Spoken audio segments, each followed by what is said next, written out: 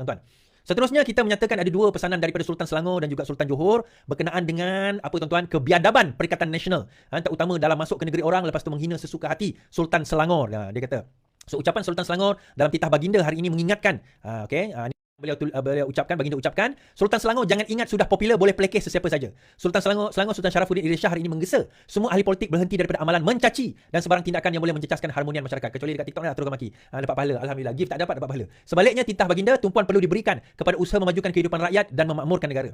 Menurut Sultan Sharafuddin, tindakan ahli politik yang menggunakan kata-kata kesat lagi biadab menunjukkan ketika ini perasaan hormat mereka kepada institusi diraja semakin terhakis dan akhirnya dilantik jadi menteri besar, tuan-tuan.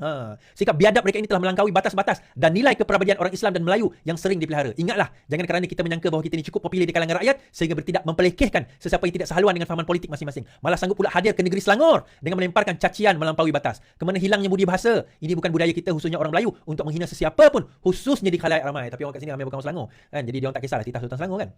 Sultan Sharafuddin bertitah demikian pada majlis menganggap sumpah jawatan Menteri Besar Selangor dan anggota EXCO kerajaan di Shah Alam Kelang hari ini. Dalam masa yang sama kita dengar ucapan Sultan Johor berkenaan dengan isu yang lebih kurang sama. Ucapan Sultan Johor isu yang lebih kurang sama. InsyaAllah kita dengarkan.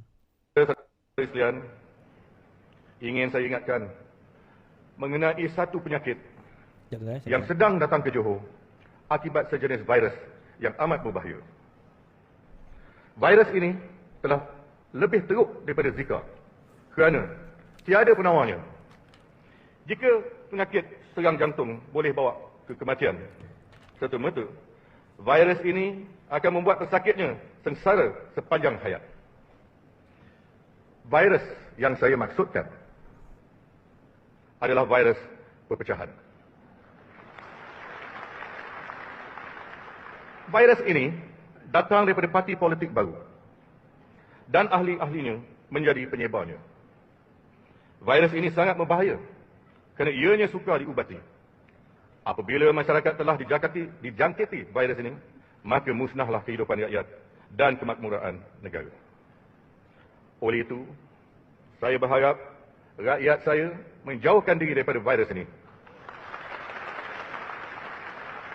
Gunakan akal, fikiran dan jangan sampai menyesal kemudian hari. Pembawa virus ini akan mengentam kerajaan setiap hari dan menghasut rakyat supaya membenci pemimpin, tetapi kebaikan yang dibuat kerajaan semuanya mereka buat tak nampak. Apabila agenda atau hasrat mereka tidak tercapai, mereka akan biarkan masyarakat hidup dalam keadaan yang menderita. Saya bercakap sebagai orang tua atau seorang bapa yang cintakan perpaduan dan mahu rakyat saya hidup dengan aman dan damai. Saya tidak mahu melihat rakyat saya berpecah. Saya benci pada individu tertentu. Mereka mempunyai agenda tersendiri, menghasut rakyat untuk bergaduh sesama sendiri. Apabila perpecahan berlaku, kehidupan rakyat akan menjadi susah. Dan pada waktu itu, janganlah toleh kepada saya.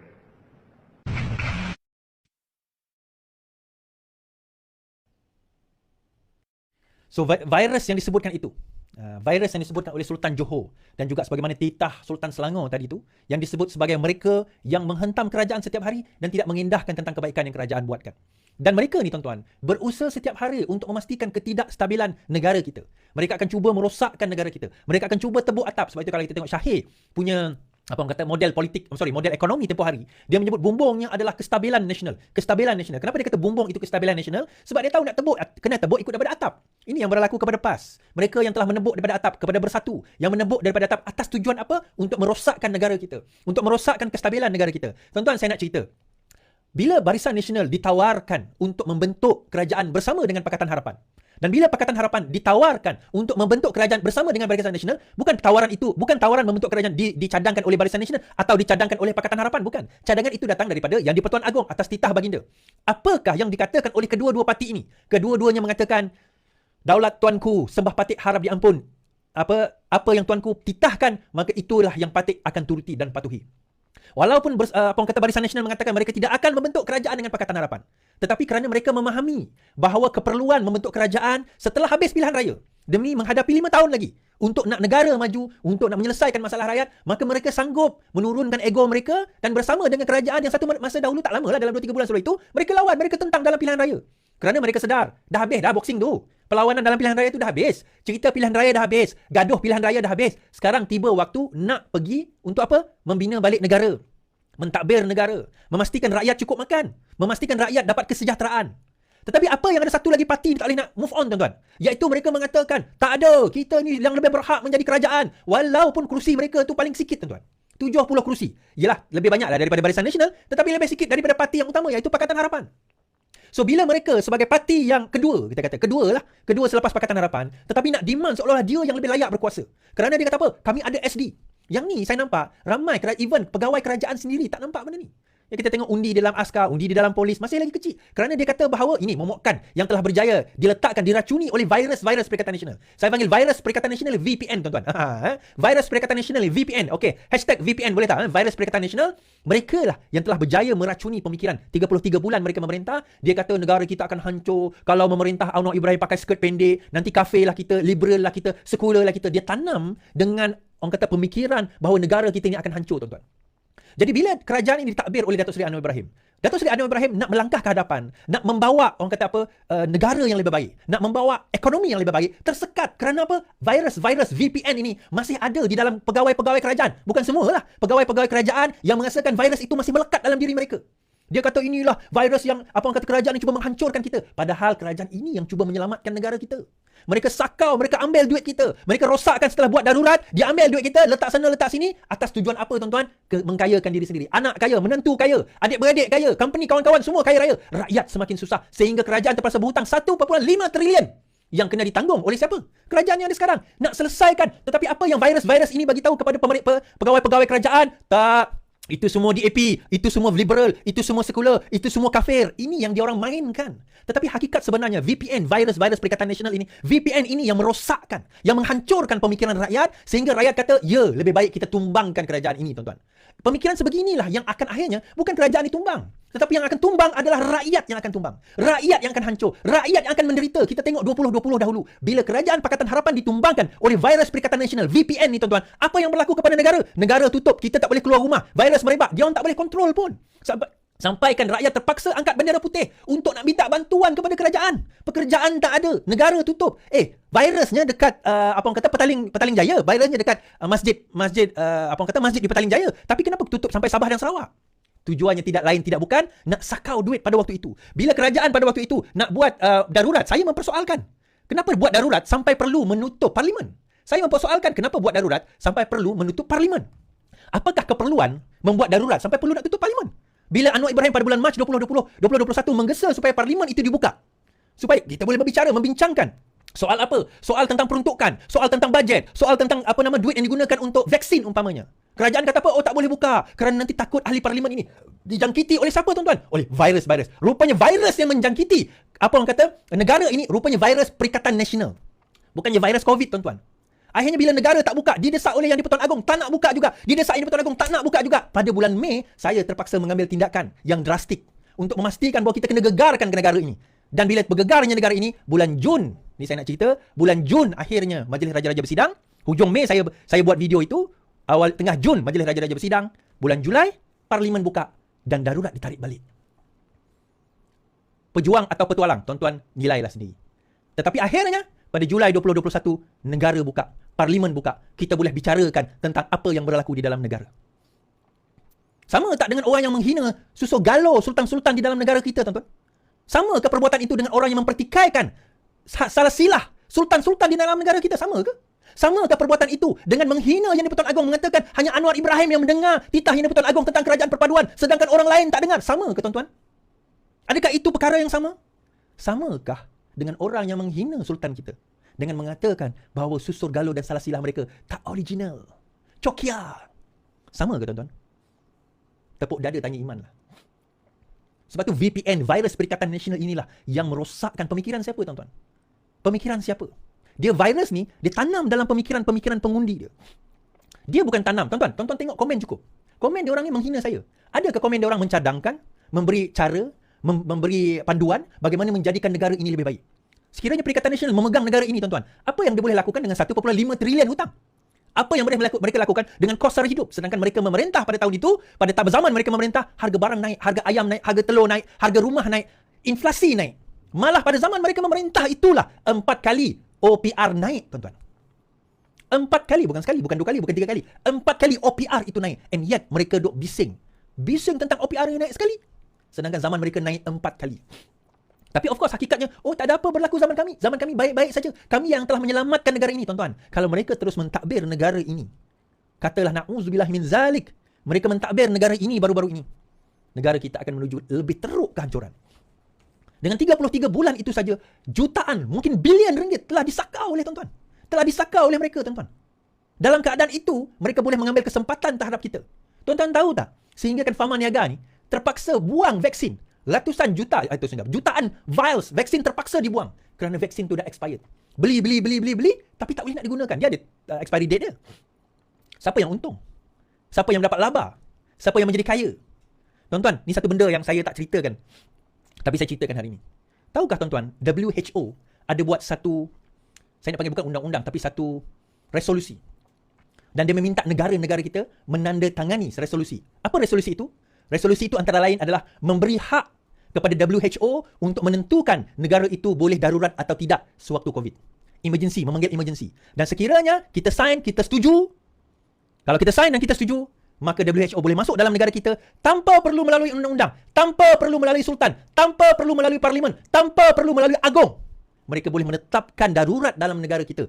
Pada zaman bilakah perkara ini ditandatangani? Saya harap KJ, Khairi Jamaluddin boleh bangkit dan bagi tahu kita, adakah beliau tidak tanda tangan surat ataupun dokumen resolusi tersebut. Baru-baru ini Menteri Kesihatan kita pergi ke Geneva Convention. Dan dengar ceritanya, masih lagi dalam proses rundingan. Sehingga kan KJ dilantik. Antaranya apa tuan-tuan, kalau tak silap saya, Vice kepada WHO. Kalau tolong KJ nanti tanya pada KJ, adakah dia sign atau tidak resolusi tersebut. Dan kalau sign, apa implikasi dia kepada negara kita. Ni saya nak tanya KJ dan harap KJ tolong jawab. Kalau dia kata tak sign, tak apalah. Kan? Kalau dia kata tak sign, tak apa. Bersama dengan siapa? DG. Director General yang sekarang sudah bersara. Now, dia kena jawab, the onus is on him. Dia nak kena jawab bahawa sekarang ni dia sign atau tidak resolusi tersebut, dan adakah telah dipersetujui atau tidak resolusi tersebut sewaktu COVID sedang melanda negara kita dan sewaktu mereka memerintah. Perkara ini sekarang ini Kerajaan Perikatan Nasional kena bertanggungjawab. Dan saya akan tanya dengan Menteri Kesihatan sendiri, adakah perkara ini ada atau tidak di dalam WHO, World Health Organization. Inilah yang kita panggil VPN. Virus Perikatan Nasional, tuan-tuan, yang merosakkan negara kita. Dan saya nak tambah, virus ini datang daripada mana, tuan-tuan? Virus ini datang daripada tidak lain tidak bukan pemikiran Syiah yang ada di dalam negara kita. Bagaimana pengaruh Syiah dalam sebab ada juga teruja negara Islam. Ini adalah kenyataan daripada ataupun ucapan ataupun video yang dirakam oleh Ustaz Wanji mengenai Syiah di dalam negara kita. Terutama di dalam PAS itu sendiri. Syiah di dalam PAS itu sendiri. Bagaimana pengaruh Syiah dalam PAS? Sebab anda juga teruja negara Islam di awal 80-an semasa sekolah-sekolah dulu. Abang Mat Sabu jadi contoh hentaman. Sebenarnya Syiah memang ada pengaruh, PAS memang terpengaruh dengan Syiah dalam menubuhkan kepimpinan ulama. Ada, dalam bukunya disebut, dalam tesnya disebut. Memang ada pengaruh. Anda secara peribadi, masa AJK dan ulama dulu, kita berkawan dengan ramai orang lama. Antaranya orang lama ni adalah Pak Suki Latif. Pak Suki Latif. Anda bersembang, ingat masa tu pemilihan PAS. Pemilihan PAS, lepas daripada kita mesyuarat, Dewan Ulama, ulama pelapis lah, bukan ulama besar, Dewan Lajnah Ulama Pelapis. Lepas tu keluar tengok ada Pak Suki Latif dekat Taman Dewa, minum teh dengan Pak Suki Latif dekat restoran Taqwa. Jadi banyak perbualan anda dengan Pak Suki pada masa tu. Anda ada rakam tanpa Pak Suki perasan, Allahyarham dia tak perasan. Anda rakam masa tu. Sebab masa tu anda ada rajin nak buat recorder. Jadi dia cakap masa ni benda penting ni, benda sejarah, anda rakam. Jadi anda tanyalah beberapa soalan pada Pak Suki. Antara soalan anda kata, apa pandangan Pak Suki terhadap Khalid Samad masa tu. Dan sebab masa tu PAS ada polemik ulama dan profesional. Jadi ingat balik masa zaman PAS tu. Jadi bila tanya apa pandangan dia pada Khalid Samad, Pak Suki Latif dia cakap menarik. Dia kata Khalid Samad ni ustaz dah, cuba tak pakai kopiah dia. Anda kata tak faham. Dia kata kalau dengar dia bercakap agama, pandai dia lagi daripada ustaz. Dia kata Pak Suki. Cumanya dia tak pakai kopiah. Maka orang tak panggil lah dia ustaz. Antara pujian dia pada Khalid Samad. Lepas tu anda tanya pasal Usaha Musa. Apa pandangan Pak Suki berkenaan dengan Usaha Musa? Allahyarham Pak Suki kata apa? Dia kata Usaha Musa ni adalah ahli PAS yang paling cerdik dalam dunia. Dia kata ahli PAS yang paling cerdik dalam dunia.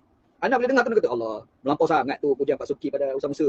Dia kata tak melampau sebab anda cakap ni dalam kerangka ahli PAS sahaja, bukan seluruh dunia. Oh, anda faham maksud dia kan? Sebab Pak Suki Latif ni wartawan, dia ada ayat-ayat dia yang deep sikit kan. Jadi bila dia cakap ni, dia kata Usaha Musa ni orang paling cerdik, ahli PAS yang paling cerdik dalam dunia ni. Dia kata dia lah, bukan seluruh dunia ni. Di kalangan ahli PAS saja yang paling cerdik Musa. Ni Pak Suki Latif dia cakap kan? Dia pernah cakap kan? Lepas tu anda tanya pandangan dia tentang Tok Rajadi. Bila tanya Tok Rajadi tu, Pak Suki Latif apa? Tok Rajadi ni adalah presiden PAS sampai meninggal. Dia mesti jadi presiden PAS sampai dia meninggal. macam tu. Mana kata Pak Suki ni tak masuk kat terjadi. Tak boleh. PAS ni tak boleh lari pada jadi tadi. Jadi kita faham lah. Suki Latif ni dia ada ada sudut pandang dia. Dia ada objektif dia dalam lihat. Masa tu tak timbul lagi pergaduhan sampai tumbuh kata amanah tak ada lagi masa tu. Masa tu masih lagi kita PAS. Cumanya ada pertemuan antara profesional dan ulama. Macam tu. Itulah lebih kurang lah. Dan antara benda yang nak pernah tanya dia pasal pengaruh PAS dengan Syiah. Iran lah terutamanya sekali. Dia kata memang ada pengaruh.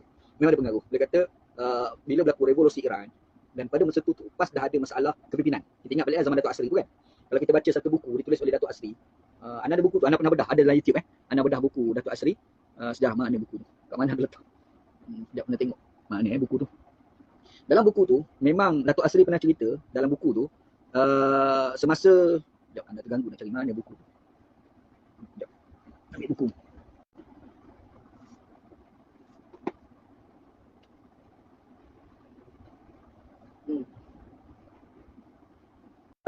Semasa dia dijatuhkan. Antara ungkapan yang diungkapkan oleh pimpinan-pimpinan pemuda pada masa itu untuk menjatuhkan Datuk Asri adalah Marakbar Asri. Marakbar Asri. Marakbar Asri ni bahasa Iran, bahasa Farsi. Maksudnya lah jatuhlah Asri. Jatuhlah Asri. Sebenarnya ungkapan Marakbar Asri itu adalah ungkapan dulu masa nak menjatuhkan Syah Iran. Daripada Marakbar Syah Iran tu kan? Atau asas sejarah dia lah. Lepas tu bila anda tanya Pak Suki Latif kata sebenarnya penubuhan kepimpinan ulama' itu adalah pengaruh daripada konsep wilayatul faqih. Memang pengaruh wilayatul faqih. Jadi kalau orang kata PAS ni tak ada kaitan dengan pengaruh Syiah tu tak betul. Itu diakui sendiri oleh pimpinan PAS lama lah. Kalau kita baca ni buku ni, satu buku. Ditulis oleh Ustaz Abu Bakar Hamzah. Ni jarang orang dapat ni buku ni. Ana simpan buku lama ni. Debat antara Abu Bakar Hamzah dengan Ibnu Muslim. Antara 1982. Ni tesis dia. PAS dalam era dengan ulama 1982. Start kat situ lah, start kan. Lepas tu dia absahkan tahun 1985. Sejarah ada tulis dalam tesis ni. Anda baca habis tesis ni. Jadi di situ kita nampak sejarah PAS dengan Syiah ni tidak boleh nafikan. Makanya masa tahun 1983 debat besar antara Abu Bakar Hamzah dengan Ibnu Muslim. Dan debat itu dibukukan oleh Ustaz Abu Bakar Hamzah. Ini buku lah. Kan? Jadi dalam buku ni, antara Ustaz Abu Bakar Hamzah, menarik lah sebab masa tu kita anak tak ada lagi masa tu. Tahun 82 ni anak baru dilahirkan. Jadi dia ada sebut, dia kata bahaya kena ulama' ni, kalau kita kata boleh, kalau PAS laksanakan juga, nanti orang akan kata, orang akan anggap ni Aziz itu adalah Khomeini. Kata dia lah. Buku ni, disebut dalam buku ni. Kalau kita kata, okey, kena ulama' ni kita laksanakan, nanti orang akan taksub kepada ni Aziz, sehingga seperti mana orang Iran taksub kepada Khomeini. Disebut dalam buku ni. Tahun 83 Oh ni, Abu Bakar Hamzah hebat orang ni. Rupa-rupanya berlaku sungguh, cumanya bukan kepada Tun Aziz, tapi berlaku kepada Tuan Jadi. Berlaku macam tu. Jadi tiba-tiba kita tak ada pengaruh. Macam mana kau tak pengaruh? Ustaz Abu Bakar Hamzah kata dah ada pengaruh. Kena ulama' tu dengan Khomeini, dengan wilayatul faqih Iran lah gitu. Jadi kalau kata tak ada, tak betul. Memang ada pengaruh.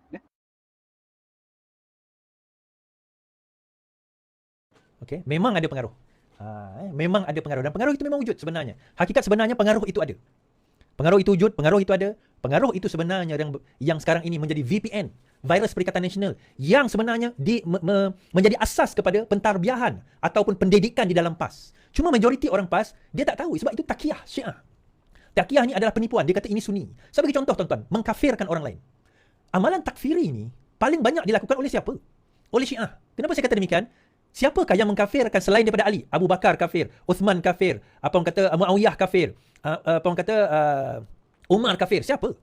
Kalau bukan Syiah. Kalau sahabat itu boleh dikafirkan dengan mudah, ini kan pula tuan-tuan dan saya. Sebab itu virus Perikatan Nasional inilah yang disadur dengan ahli sunnah wal jamaah. Sebenarnya adalah satu perkara yang digunakan untuk nak menipu rakyat. Nak menipu pengikut-pengikut yang ikhlas tentang Islam. Mengatakan inilah agama, inilah Islam, inilah ajaran, inilah perjuangan Islam. Padahal itu bukan perjuangan Islam. Itu adalah perjuangan Syiah, tuan-tuan. Perjuangan Syiah. Dan inilah yang banyak berlaku di dalam kepimpinan ataupun pemikiran PAS yang berlaku, yang ada sekarang ini. Tapi mereka, of course, mereka takkan nak mengakui. Kan? Takkan nak mengakui. Tuan-tuan, Haji Hadi selalu berhijrah, selalu berjumpa dengan siapa? Saya bukan kata dia Syiah. Saya tak kata Haji Hadi itu Syiah. Tetapi saya boleh katakan, mereka cenderung dan mengambil pendekatan untuk suka, takjub, taksub kepada pemikiran dan kaedah takbir Syiah. Sebab itu semalam saya kata, bila mereka kata mereka mengatakan bahawa perlembagaan kita ni kafir. Perlembagaan kita ni kafir, dia kata. Kenapa dia kata perlembagaan itu kafir? Seolah-olah dia nak mengatakan bahawa sultan kita ni semua tak boleh pakai. Agong semua tak boleh pakai. Kerana akhirnya kalau pemikiran ini diterima oleh rakyat, dia jadi majoriti dan bahayanya tuan-tuan. Jangan terkejut kalau mereka nak buang sultan. Mereka nak buang agong. Kerana sultan dan agong itu dijamin oleh perlembagaan. Sebab itu kalau kita tengok, even menteri besar dia beradab dengan sultan. Kerana bagi mereka, dalam satu video yang ditunjukkan, yang ada itu, dia kata, ulama warisatul anbiya, ulama ni lebih mulia, lebih tinggi daripada sultan, dia kata. So daripada situ pemikiran itu pun, virus Perikatan Nasional ini dah ada. Dah nampak. Dah berjaya menyusup sedikit demi sedikit, sehingga kan, even dalam komen tu pun kita tengok pengikut-pengikut mereka, maki sultan, maki agong sesuka hati dia, tuan-tuan. Faham? Inilah dia VPN, Virus Perikatan Nasional. Jangan pernah terpedaya. Tolonglah tuan-tuan. Mereka nak jadikan kita ni sebagaimana Iran. Sebagaimana Iran, itu yang mereka nak jadikan kita. Itulah yang mereka nak jadikan kita. Now, last kali tuan-tuan, saya nak cerita tentang kes yang berlaku, kes akal budi. Nak tunjuk. Kes akal budi ni tak habis. Sedang berlangsung. Dan Zahid masih lagi dibicarakan. Cuma ada orang persoalkan, kenapa kalau Zahid dibicarakan masih ada kes? Kenapa dia menjadi timbalan Perdana Menteri? Tuan-tuan, dia dibicarakan, belum ditentukan bersalah atau tidak. Sebagaimana juga Muhyiddin Yassin. Sebagaimana juga Wan Saiful Wan Jan sedang dibicarakan. Belum mengatakan dia bersalah atau tidak. Jadi mereka masih lagi memegang jawatan-jawatan, termasuk jawatan ahli parlimen. Setelah mereka jatuh sabit kesalahan sehingga ke final Mahkamah Persekutuan, maka tentunya adalah penjara atau tidak, bersalah atau tidak. Maka di situ habis periwayatan mereka dalam memegang jawatan tersebut, maka boleh hilang jawatan.